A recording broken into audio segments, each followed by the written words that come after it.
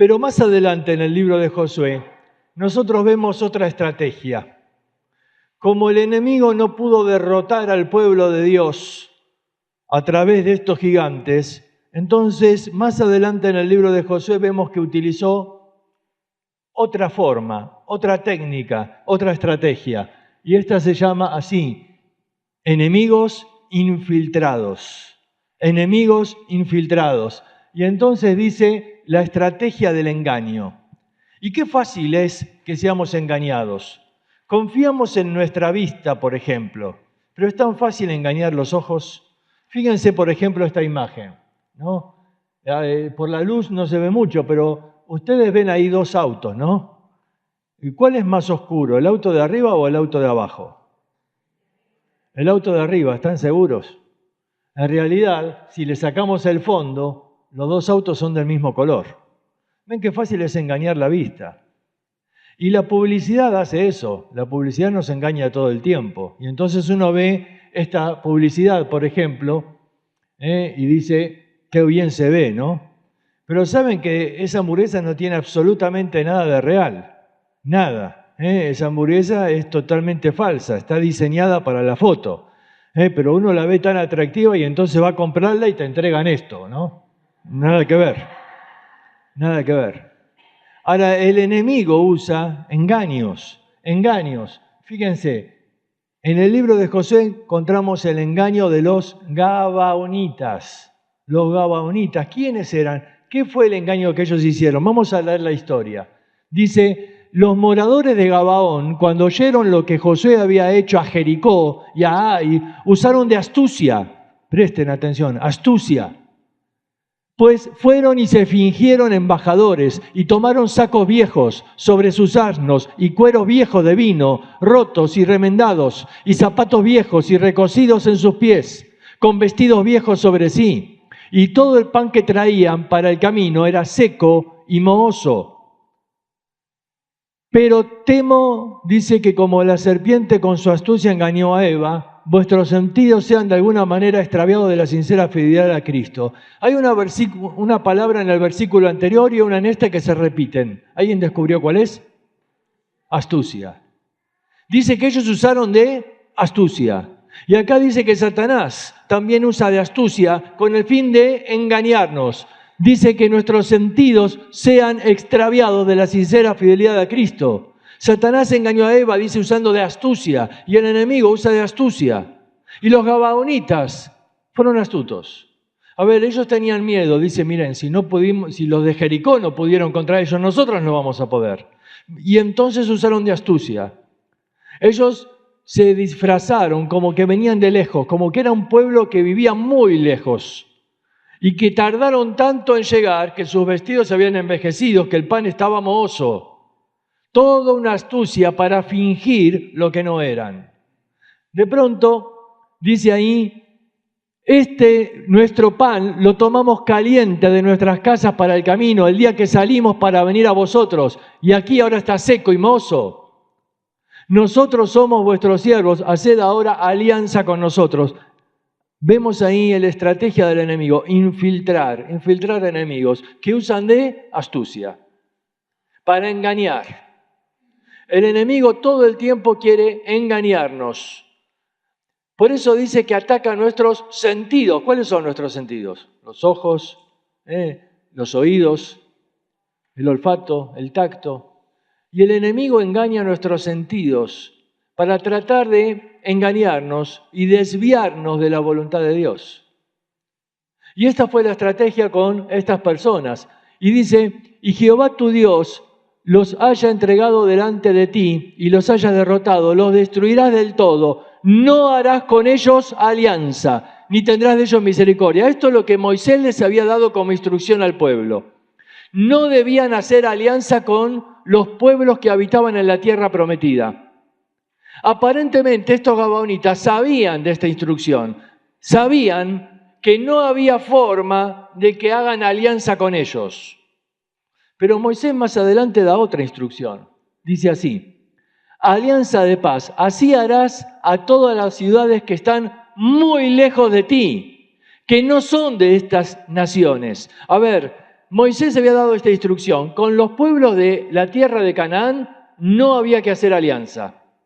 Pero si es un pueblo que vive lejos, que está fuera de los límites de la tierra, con ellos sí puedes hacer alianza de paz. Estos gabonitas aparentemente sabían de esta instrucción y dijeron, si ellos se dan cuenta que somos un pueblo vecino, que estamos acá en la misma tierra, no van a hacer alianza con nosotros. Pero si fingimos que venimos de lejos, entonces sí pueden hacer alianza. Así que ellos se disfrazaron y mintieron y se hicieron pasar como que venían de lejos para poder hacer alianza. Dice, y los hombres de Israel tomaron de las provisiones de ellos, y ahí está la grave falta. ¿Y no qué? Y no consultaron a Jehová. Ahí está el error. Ellos se tragaron la mentira. Y dice que hicieron alianza y no consultaron a Dios. Todo el tiempo tenemos este peligro de ser engañados por el enemigo y de creer que estamos actuando bien. Y el enemigo de pronto, con tanta facilidad, nos engaña.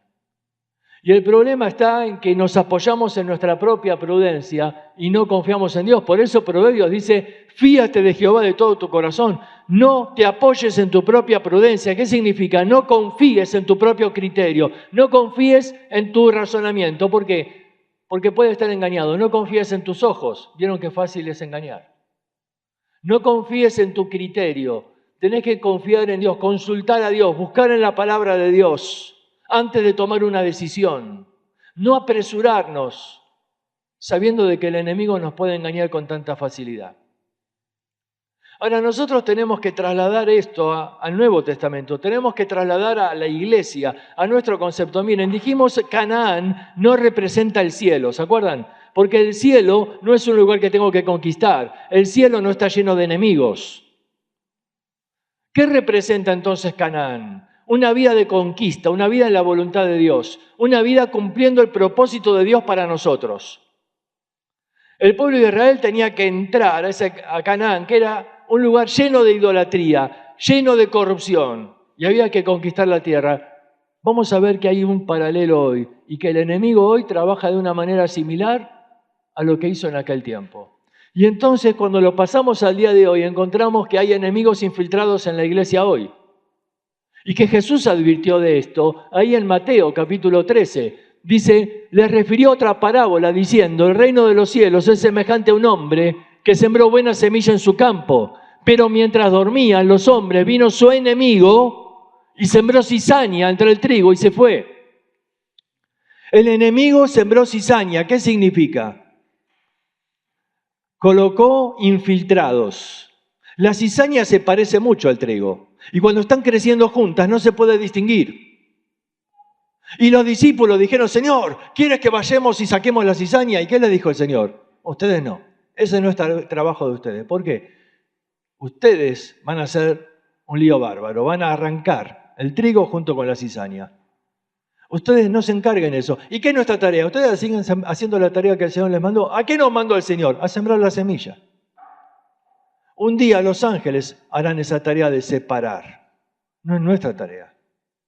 El enemigo sigue infiltrando sus agentes que van a hacer daño a la obra de Dios, que van a hacer daño. ¿Por qué? Porque la cizaña siempre hace daño. La cizaña debilita el trigo, roba las fuerzas del trigo. Dice que las raíces se entremezclan con las raíces del trigo. La cizaña debilita, la cizaña hace daño. Siempre es así, por eso el enemigo la siembra. Y hoy en día también el enemigo usa de esa estrategia.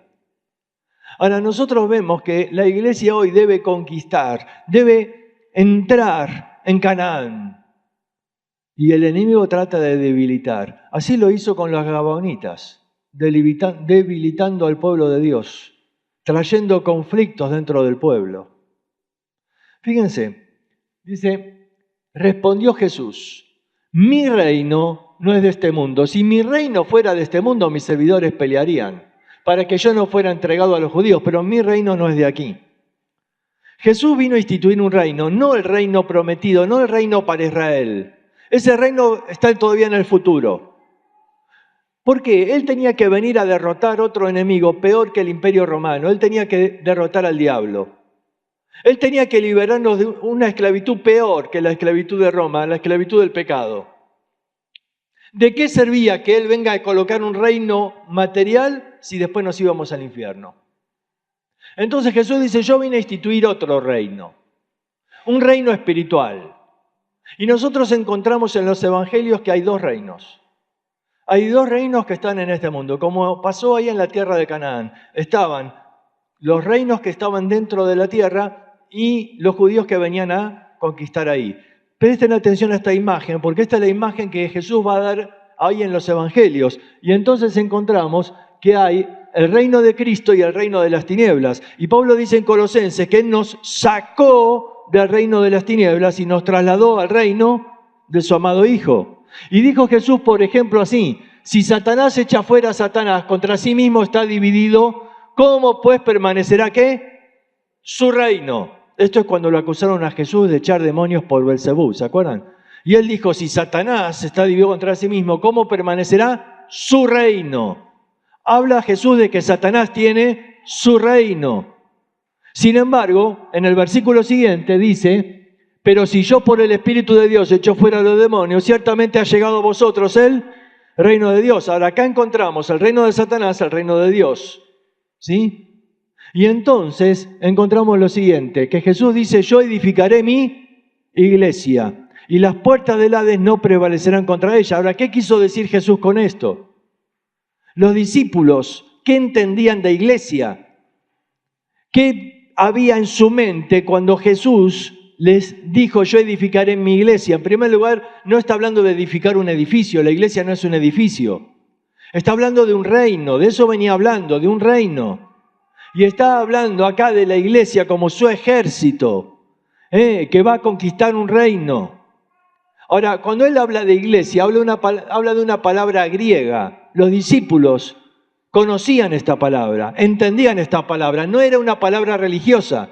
Para nosotros hoy en día toma el concepto religioso y cuando le hablas a una persona afuera y le hablas de venir a la iglesia, dice, es una religión. Pero ellos, en su época, no era un concepto religioso. ¿Para qué se usaba el término iglesia en su época? Bueno, nosotros encontramos esto, que la palabra iglesia viene del griego ekklesia, que es llamados afuera. Llamados afuera. ¿Afuera de dónde? ¿Afuera de dónde? Bueno, en aquel tiempo esto era una iglesia. A ver, los griegos tenían esta costumbre de convocar a los hombres a salir de la ciudad. Eran llamados afuera para tomar una determinación, una decisión. ¿Cuándo se hacía? No siempre. Situaciones extremas. Vamos a poner una como ejemplo. Fue colocado para gobernar esa ciudad un tirano, un hombre cruel. Está oprimiendo a la gente, está abusando de ellos, está cobrando impuestos altísimos, la gente no soporta más y de pronto se convoca a la iglesia. Es decir, se convoca a los hombres a salir fuera, a salir de la ciudad, a reunirse ahí. ¿Para qué? Para tomar una decisión. ¿Qué hacemos? ¿Qué hacemos? ¿Nos rebelamos? ¿Sacamos a ese hombre del trono? ¿Peleamos? ¿Qué hacemos? Es una convocatoria a tomar una decisión. Pero la primera decisión que uno tiene que tomar es salir de la ciudad. Ahora, se corría el llamado, la convocación, a salir fuera, la iglesia.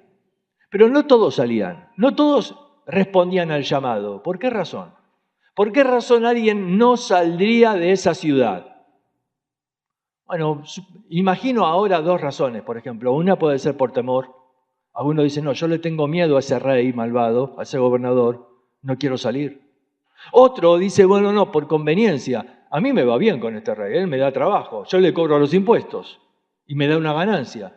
Así que por temor o por conveniencia, algunos no querían salir. Pero algunos sí respondían al llamado y salían. ¿Saben cómo eran llamados los que respondían al llamado? Eran los elegidos o escogidos. La iglesia estaba compuesta por elegidos, pero no significa que eran elegidos arbitrariamente, diciendo, bueno, tú y tú tienen... No. Eran escogidos porque habían sido llamados y habían respondido al llamado. Por eso Jesús dijo que muchos son llamados y pocos son... No es que sean pocos porque Dios quiere que pocos se salven, porque la palabra dice que Dios quiere que ¿cuántos se salven? Todos. Si fuera por Dios, Él dice, yo quiero que todos se salven, porque Él nos ama a todos y quiere salvarnos a todos. ¿Por qué entonces son pocos los escogidos? Porque son pocos los que responden al llamado. Porque muchos tienen miedo a ese gobernador malvado, o porque muchos la pasan bien en el mundo y no quieren salir. Entonces pocos son los escogidos. Pero el asunto es que ahí está la iglesia, los llamados afuera. ¿Afuera de dónde? Todavía nos falta responder esto. Ahora fíjense, cuando iglesia dijimos llamados afuera, Juan capítulo 17, Jesús dice, no son del mundo, como tampoco yo soy del mundo. ¿Qué significa? ¿Que somos marcianos? Bueno, algunos, mirándole alguna cara, uno puede dudar. ¿Pero qué significa? No. La palabra mundo en Juan capítulo 17 se repite 20 veces. Evidentemente Jesús habla mucho del mundo ahí. Ahora, mundo puede significar tres cosas en la Escritura. Está el mundo creado por Dios. Dios creó el mundo. ¿Qué significa? El planeta Tierra. Pero también se puede referir mundo como humanidad. Juan 3:16. De tal manera amó Dios al mundo, a la humanidad. Pero mundo también puede significar una tercera cosa, el sistema del mundo controlado y manejado por el diablo. Por eso Primera Juan 2:17 dice, no améis al mundo. ¿Cómo? Si Dios amó al mundo, si Dios amó a la humanidad. Y no améis al mundo, no améis ese sistema manejado por el diablo. Efesios 2:1 dice que el Señor nos sacó de la corriente de este mundo que está impulsada por el príncipe de la potestad del aire. Cuando Jesús habla en Juan capítulo 17, no son del mundo, ¿a qué se refiere? ¿Pertenecemos al planeta Tierra? ¿Somos parte de la humanidad? Sí, pero no pertenecemos a este sistema. ¿Por qué? Porque hemos salido fuera, porque pertenecemos a la iglesia. Hemos salido fuera de este sistema. Y entonces Jesús dice, no son del mundo, no pertenecen a este sistema del mundo. Han salido fuera, han respondido al llamado. Y esos que respondieron al llamado ya no son parte. Ahora, el mundo, ¿ves? Es ese dominio de Satanás. Él es el tirano, el usurpador del trono. Él usurpó el trono, está dominando. Jesús no cuestiona la autoridad de Él. En un momento de la tentación el diablo le dice, todo te doy si postrado me adoras. Jesús no discutió, Él es en este momento el que está dominando. Sin embargo, Jesús venció a ese enemigo. Y cuando Jesús dijo, yo edificaré mi iglesia y las puertas del Hades no prevalecerán contra ella, ¿dónde estaba Jesús? Dice que estaba en un lugar llamado Cesarea de Filipo. ¿Por qué es importante saber que él estaba ahí? Porque esto nos ayuda a entender la otra frase. Yo edificaré mi iglesia, sí, pero hay otra frase después. Y las puertas del Hades. ¿A qué se refiere Jesús cuando dice las puertas del Hades? Bueno, Cesarea de Filipo tiene un lugar que se llama así, las puertas del Hades. Es ese lugar. Si alguien quiere viajar hoy a Israel, puede hacer una excursión a este lugar, a Cesarea de Filipo, y ahí vas a encontrar las puertas del Hades. Era una gran roca y una gruta ahí. Ustedes pueden ver la gente mirando ahí. Ahí hay una fosa muy profunda, una vertiente de agua, y los judíos creían que se comunicaba directamente con el Hades y que de ahí brotaban los demonios. ¿Por qué razón creían esto? Bueno, de esta gruta es uno de los lugares que da origen al río Jordán. Ahora, esa gruta esa piedra tenía un montón de criptas así, donde todos los pueblos del mundo iban y colocaban sus ídolos ahí. Uno podía ver ahí esa roca y ver ídolos de todas las naciones. De pronto había algunos muy adorados ahí.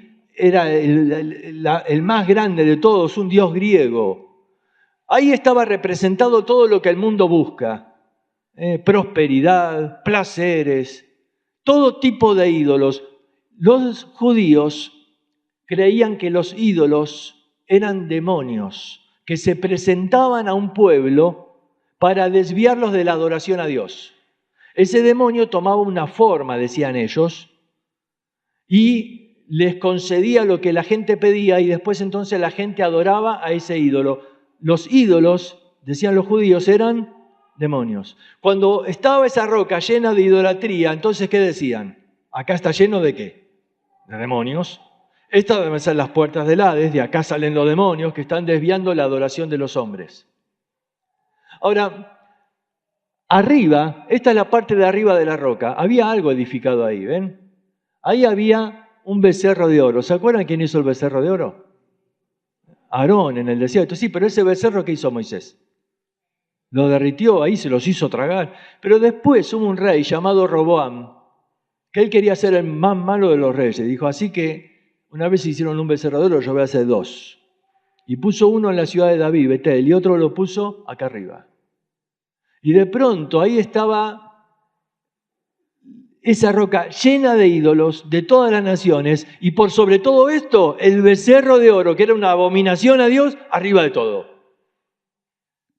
Y de pronto, Jesús va a decir esa frase, las puertas del Hades no prevalecerán contra ella. Ahora, generalmente la entendemos mal esta frase, la entendemos al revés. ¿Qué entendemos de esta frase? ¿Quién está atacando?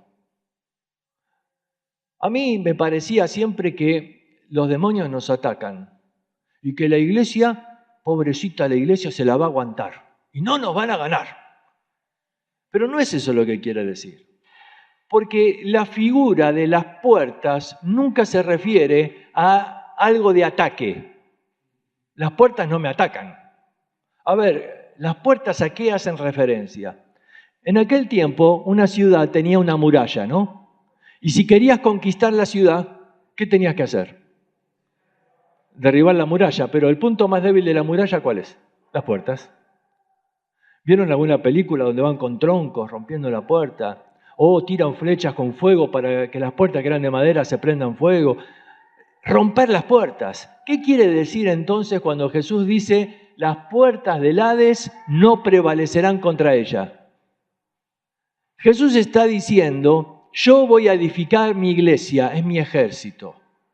Y las puertas del Hades no resistirán. Eso significa la palabra prevalecer. Las puertas del Hades no resistirán contra ella. Ahora pregunto, ¿quién ataca entonces?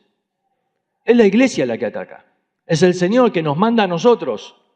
Es la iglesia la que ataca, que debe penetrar en ese reino de las tinieblas. Es la iglesia la que debe conquistar. ¿Te das cuenta ahora el paralelo con Josué?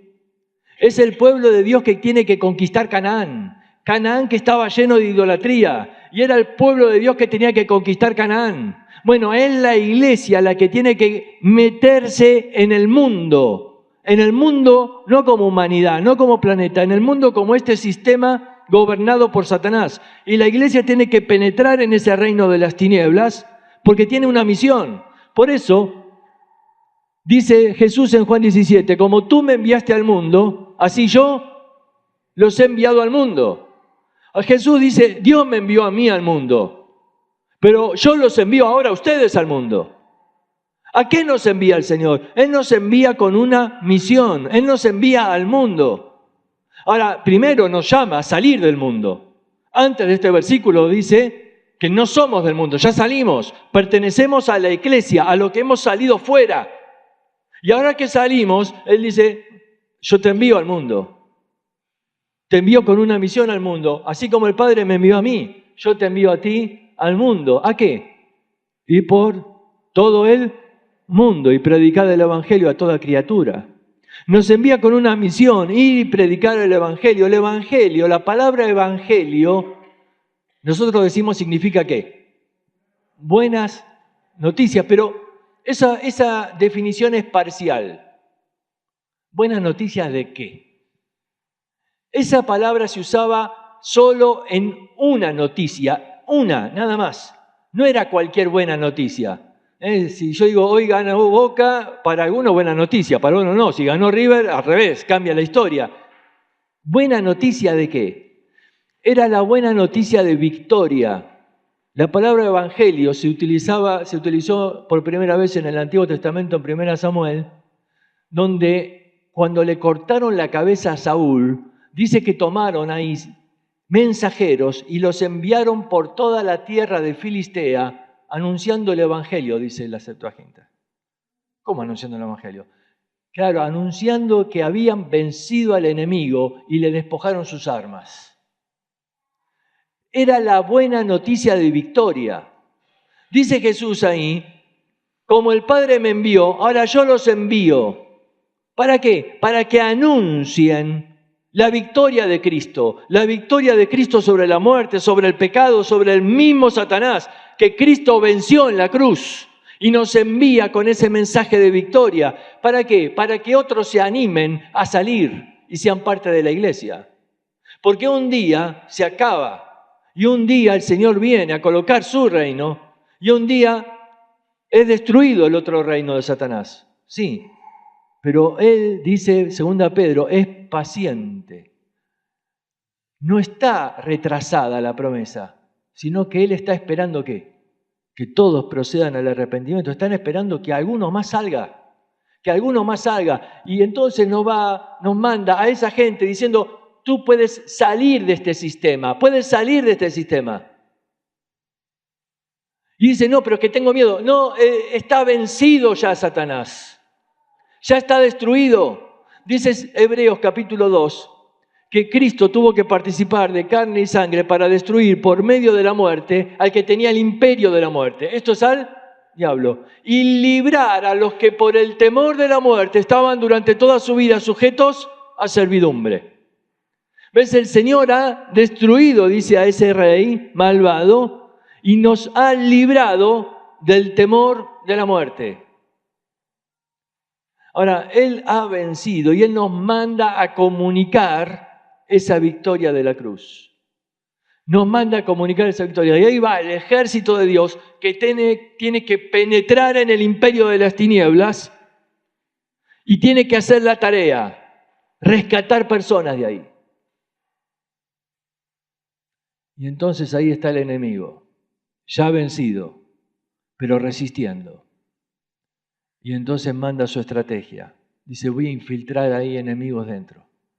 Voy a debilitar el testimonio de la iglesia. Voy a confundir el testimonio de la iglesia. Porque cuando vayas a la gente con el mensaje de que el enemigo está vencido y de que la iglesia alguno va a dudar. ¿Por qué? Porque hay enemigos infiltrados. Y ahí está la estrategia del enemigo que quiere debilitar el testimonio de la iglesia.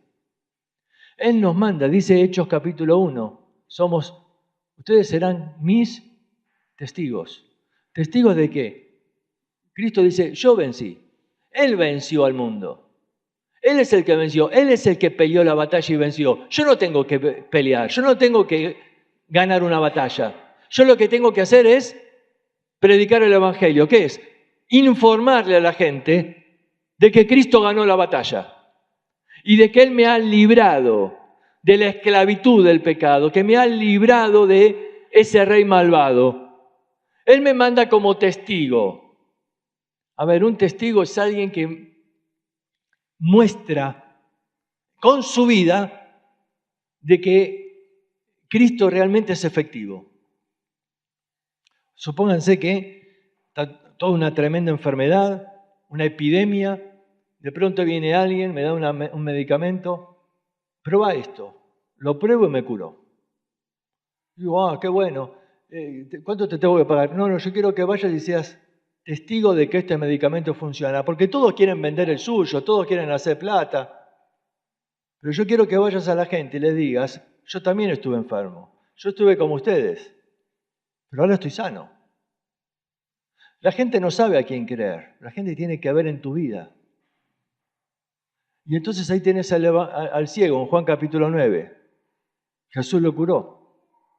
Y lo agarraron los fariseos y le preguntaron, ¿El que te curó era profeta? ¿Y el ciego qué dijo? No sé, yo nunca lo había visto antes. Yo era ciego.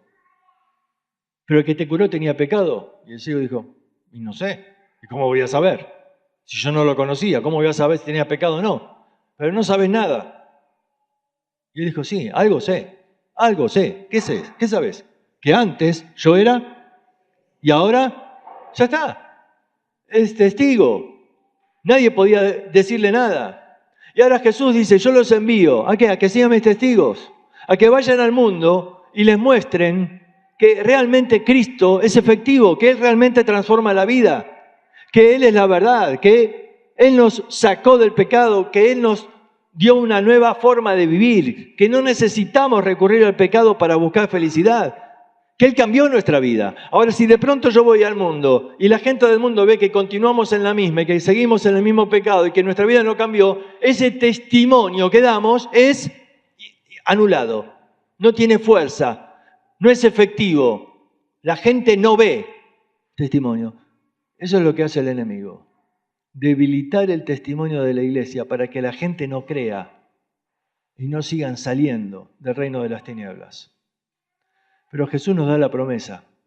Yo envío mi ejército y las puertas del Hades no prevalecerán contra ella, no van a resistir contra ella. Ahora tenemos ahí, dice 2 Corintios capítulo 2, para que Satanás no gane ventaja alguna sobre nosotros, porque no ignoramos sus maquinaciones. Pablo les escribe a los corintios y les dice, Satanás tiene maquinaciones. ¿Qué significa esto? Nosotros tenemos una palabra en castellano de donde vienen maquinaciones. Planes maquiavélicos, malvados. Dice, no ignoramos sus planes malvados. Él tiene, dice, un plan para atacar la iglesia, para debilitar la iglesia. Y dice, no ignoramos sus maquinaciones. Él tiene distintas formas de debilitar al ejército de Dios. Lo debilita cuando infiltra pecado dentro. ¿Se acuerdan? Ayer, con los que estuvieron, vimos eso, Acán. ¿Qué causó el pecado de Acán? Derrota. Afectó al pueblo de Dios. Satanás sabe que si infiltra pecado dentro de la iglesia, debilita a la iglesia. Él usó esa estrategia y la sigue usando hoy. Y en 1 Corintios 5 encontramos el caso de un muchacho que debilitó la iglesia por su pecado. Pero ahora pasó ya 2 Corintios. Y ahora el problema era otro. Ahora el problema era la división. Y el problema era que la iglesia estaba peleada. Y uno en 2 Corintios ve dos palabras. Ellos, nosotros, dos grupos. Dos grupos. Ellos o también algunos. Dice, porque algunos andan por ahí diciendo, Pablo habla de un grupo. Ellos o algunos es un grupo. Y ahora vemos que Satanás tiene otro plan. Mantener una iglesia dividida. Porque divide las fuerzas y el ejército de Dios pierde efectividad.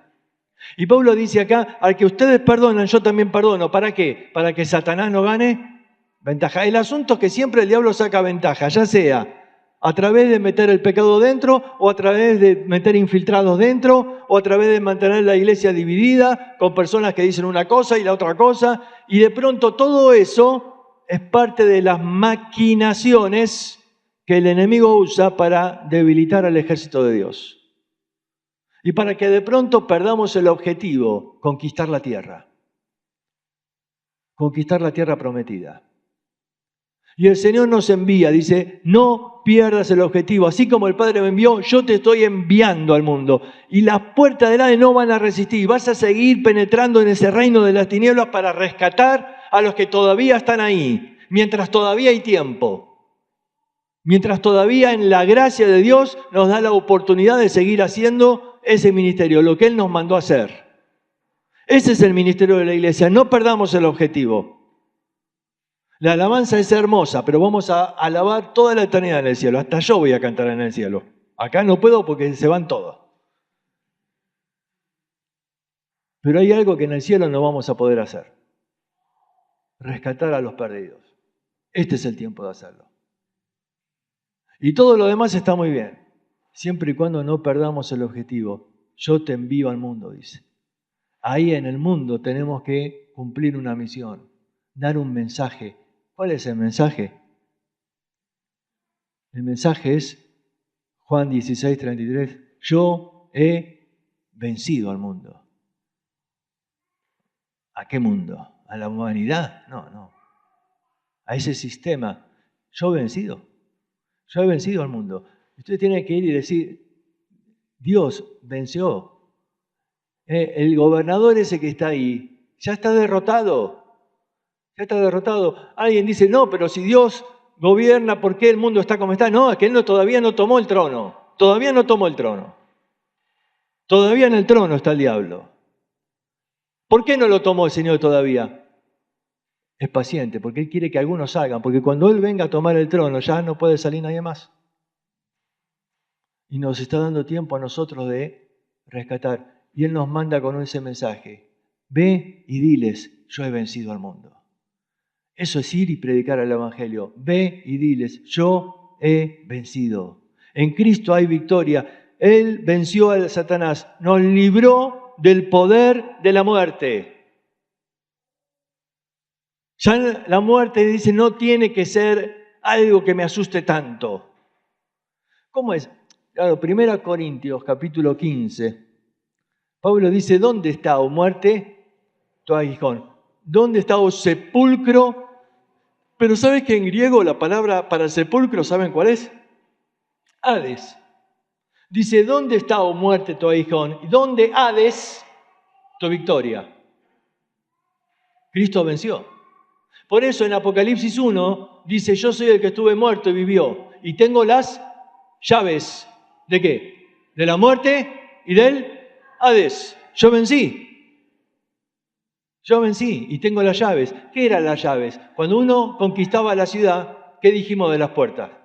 Había que romperlas. Pero una vez que la ciudad había sido conquistada, se tomaban las llaves de la ciudad y eran el símbolo de la victoria.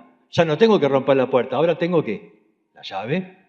Es el símbolo de la victoria. Entonces Jesús dice, yo tengo la llave, yo vencí. Y entonces dice Pablo, ¿dónde está, oh muerte, tu aguijón? A ver, ¿qué es aguijón?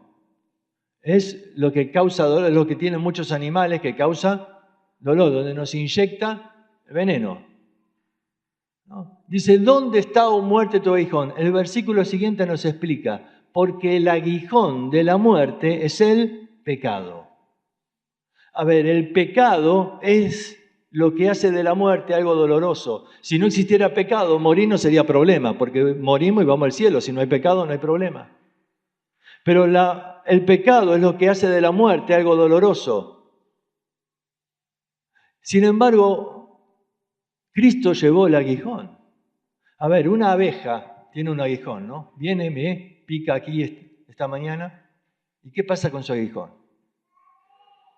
Me queda clavado a mí. Y sale la abeja y revolotea alrededor tuyo. ¿Sí? Te asusta por ahí, ¿no? No me digas, no. Sí, te asusta, estás así.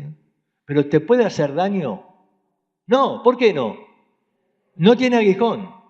Y Pablo pregunta, ¿dónde está, muerte, tu aguijón? ¿Dónde está? Está clavado en Cristo, porque Él llevó mi pecado.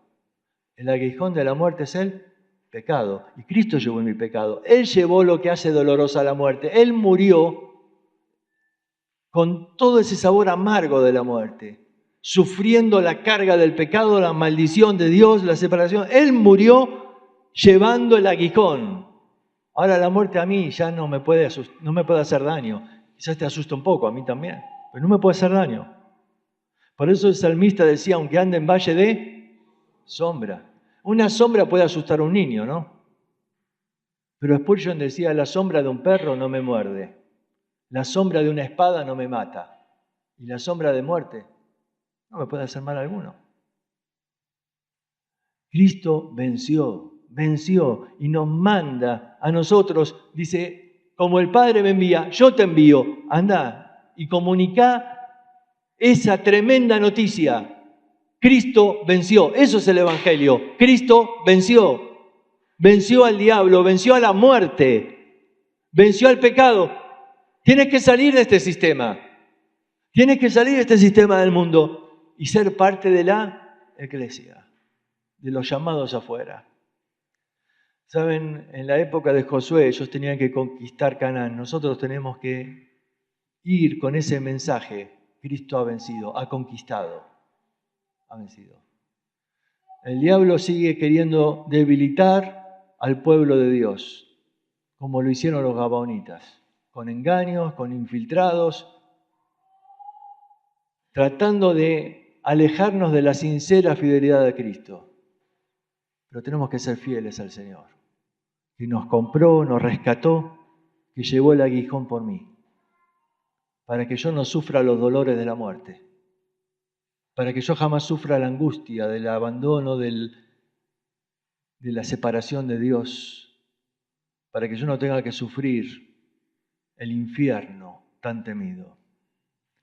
Por eso en esta mañana les invito a orar y terminar dando gracias a Dios por la victoria de la cruz. Y pensar que Dios todavía nos da tiempo para cumplir una misión. ¿Oramos? Señor, queremos agradecerte en esta mañana por la victoria de la cruz. Porque Cristo venció el pecado, venció al diablo y venció a nuestro postrer enemigo, que es la muerte. Y hoy, Señor, sabemos que estamos ya seguros en Cristo, libres, que hemos salido del mundo. Pero, Señor, ayúdanos a ser fieles mientras tú nos das tiempo para cumplir la tarea, para seguir penetrando en ese reino de las tinieblas y rescatando uno más para Cristo. Gracias porque tenemos la promesa de que las puertas del Hades no resistirán.